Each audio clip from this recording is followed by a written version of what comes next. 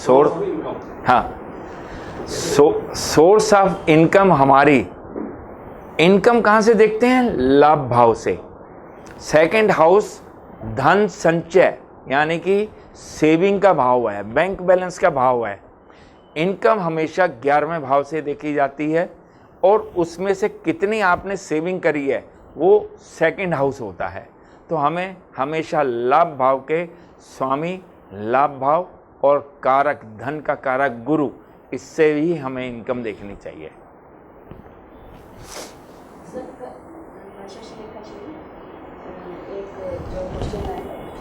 कर्क लगन की कुंडली में लड़की की कुंडली है, अष्टम भाव में मंगल, उसकी शादी भी हुई, मतलब 8वें घर में मंगल देखकर चुप्पी कर जाती है। मंगल दोष में सबसे बुरा अष्टम भाव में माना जाता है। अष्टम भाव जिसकी कुंडली है उसका भी मृत्यु भाव है, और स्पाउस का सप्तम भाव से स्पाउस देखा जाता है, जीवन साथी देखा जाता है, उसका भी वो सेकंड हाउस है। ये मारक भाव है, स्पाउस का मारक भाव। इसलिए अष्टम भाव को हमेशा बहुत बुरा माना जाता है, इससे मृत्यु की संभावना सबसे अधिक होती है। लेकिन उनकी भी मैरिज हो जाती है यदि उस पर शुभ ग्रह का प्रभाव हो। और सप्तम भाव सप्तमेश और कारक शुक्र यदि बली हों तो हो जाती है।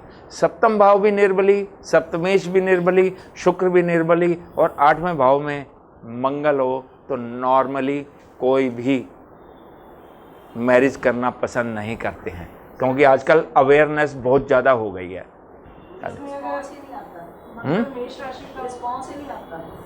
जब भी वो किसी को कुंडली दिखाएंगे, उनको जिसको कुंडली दिखाई है वो सबसे पहला काम क्या करेगा? उसने यही कहना जी यहाँ पे मैरिज मत कीजिए, यहाँ पे मत कीजिए। इसी वजह से रिस्पॉन्स आने बंद हो जाते हैं। उपाय होते हैं, बहुत सारे होते हैं, क्योंकि स्पाउस का जो लगन लग्नेश है उसकी पोजीशन देखी जाती है। अगर लगन लग्नेश स्ट्रांग होते हैं तो मैरिज के चांसेस बढ़ जाते हैं, नहीं तो उसे स्ट्रांग किया जाता है। और सर अगर इस हाउस में ही ऐसी कोई और ग्रह हो तो वो कर सकते हैं? मंगल हत्या का कारक है, इस वजह से अष्टम भाव में मंगल से सभी लोग बहुत घबराते हैं। जिसकी कुंडली है उस जो भी किसी को भी दिखाएंगे तो दूसरे पार्टी, जो सेकंड पार्टी है, वो अक्सर मना कर देते हैं जी हम यहाँ ना करें। हाँ, पाप ग्रह, अगर पाप ग्रह से पाप ग्रह हो तो लोहे को लोहा काटता है, उससे वो कट जाता है। सर अगर इसी में अगर ये मेष राशि का मंगल हो ये बुरा नहीं है, ये बुरा नहीं है। शुभ राशि और उच्च के ग्रह बुरा फल नहीं देते हैं। नहीं, मंगली तो है, मंगल अपनी मंगली है, मंगल अपनी शुभ राशि में बैठा हुआ है तो उसका प्रभाव कम हो जाता है, लेकिन मंगली है वो। हाँ, मंगली कहाँ पे? अष्टम भाव में यदि नीच का मंगल हो तो मंगल में अशुभ प्रभाव देने की क्षमता बहुत कम हो जाती है, कम हो जाती है, कम हो जाती है।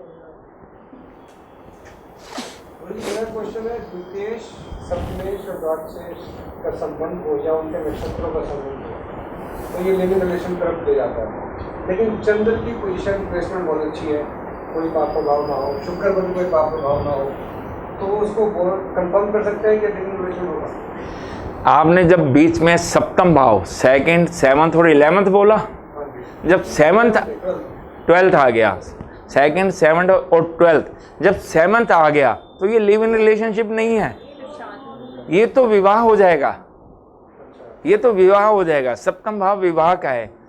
लिव इन रिलेशनशिप तब होती हैं जब सेकंड हाउस के साथ 12th या 11th हाउस का संबंध बनता है। सप्तम भाव नहीं है, वो मिसिंग है। सप्तम भाव बीच में इन्वॉल्व हो गया तो मैरिज हो जाएगी। हाँ, 8th भी होता है, 8th भी होता है। हाँ, 12th हाउस से गुप्त लगाव देखा जाता है और 11th हाउस से मित्रता देखी जाती है। तो इनका संबंध सेकंड हाउस से बनता है तो लिव इन रिलेशन के चांसेस बढ़ते हैं। बीच में अगर 7th हाउस इन्वॉल्व हो गया, उसका भी संबंध आ गया, तो वो मैरिज हो जाएगी, लिव इन रिलेशनशिप नहीं रहेगी। पहले तो हो सकता है ना। हाँ तो मेरा क्वेश्चन पूरा नहीं हुआ। चंद्र और शुक्र की पोजीशन अच्छी है, हाँ। तब वो लिव इन रिलेशन में जाएंगे। शुक्र अगर अच्छा है, शुक्र अच्छे की बहुत बड़ी परिभाषा होती है। वो नीच का हो तो भी एक बुरा फल देता है, अफेयर करवाता है, उच्च का हो तो भी अफेयर करवा देता है। उसके लिए हमें पूरी कुंडली की पोजीशन देखनी पड़ती है। चंद्र अच्छा है तो मन अच्छा होगा, तो ऐसी बातों की तो वो नहीं करेगा ना। नहीं, चंद्र अगर अच्छा है, अच्छे से संबंध यानी कि शुभ राशि का है या उच्च का है और केंद्र त्रिकोण में बैठा है, तो उसका ध्यान इस तरफ कम जाएगा, लिव इन रिलेशन की तरफ कम जाएगा। सर ये देश काल पात के हिसाब से यहाँ पे बिल्कुल। अमेरिका फॉरेन में तो बहुत अच्छा है। देश काल पात को कभी इग्नोर नहीं करना। देश काल पात्र जो है बहुत जरूरी होता है देखना। 8th हाउस से मंगल की जो बात है, हाँ जी, शुक्र के लिए आपने कहा कि शुक्र अगर कहीं से ब्लेसिंग चाहिए हो तो वो चाहिए मकर लगन में फिर लॉर्ड शुक्र है। हाँ वही 9th हाउस में बैठे हैं हाँ। शुक्र, उसमें मंगल का जो 8th हाउस का जो मंगल, उसका इम्पैक्ट क्या होगा? नहीं, उसका इतना इफेक्ट नहीं आएगा। शुक्र की पोजीशन योग कारक, मकर लगन में शुक्र योग कारक 9th हाउस में बैठा है और मंगल 8th हाउस में बैठा है, तो दोनों की युति नहीं है, इसलिए उन दोनों का आपस में कोई संबंध नहीं है। क्या क्वेश्चन है आपका, बोलो। मंगली के क्या इफेक्ट पड़ेगा? मंगली जो पोजीशन नहीं, मंगली तो है। शुक्र की जो पोजीशन ब्लेसिंग, जैसे 5th लॉर्ड और 9th लॉर्ड 9th में बैठा है, और मंगल 8th हाउस का जो मंगल है, जो इनफैक्ट हम बात करें कि 8th हाउस का मंगल काफी ज्यादा प्रभावित होता है। हाँ। तो क्या उसके प्रभाव में कुछ करनी है बढ़ोतरी, इस तरीके से शुक्र से कुछ इम्पैक्ट प्रभाव पड़ेगा मंगल पे? शुक्र पर यदि कोई पाप प्रभाव नहीं है और जिसकी कुंडली है सेकंड पार्टी का लगन लग्नेश मजबूत है, तो ये मंगल बहुत ज़्यादा इफेक्ट नहीं देगा। लेकिन अष्टम भाव दुर्घटना का भाव है, मृत्यु का भाव है, पति का मारक है, सेकंड पार्टी का मारक है, जीवन साथी का है, कुछ न कुछ बुरे फल तो जरूर देता है।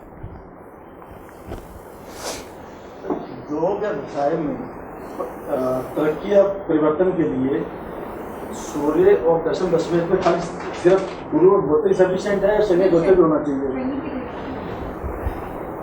दशम भाव दशमेश, 10th हाउस 10th लॉर्ड और सूर्य पर जब भी गुरु या शनि का प्रभाव आता है तो स्थान परिवर्तन होता है, व्यवसाय में चेंजेस आते हैं, नौकरी चेंज हो जाती है, स्थान परिवर्तन यानी कि घर से दूर जाना पड़ सकता है। यदि गुरु का प्रभाव है तीनों में से किसी पर, दशम भाव दशमेश और सूर्य पर, तो ये बदलाव अच्छा है।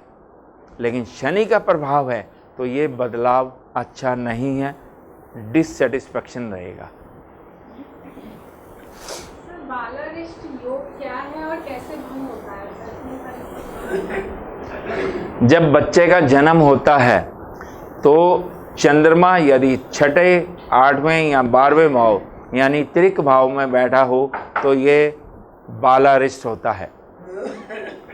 बालारिष्ट में नॉर्मली बच्चों की मृत्यु 12 वर्ष की आयु से कम में हो जाती है। लेकिन गुरु, बुध या शुक्र यदि केंद्र में बैठे होते हैं तो बालारिष्ट भंग होने के चांसेस होते हैं। इसी प्रकार बालारिष्ट भंग होने के कम से कम 100 योग होते हैं जिससे बालारिष्ट भंग हो जाता है।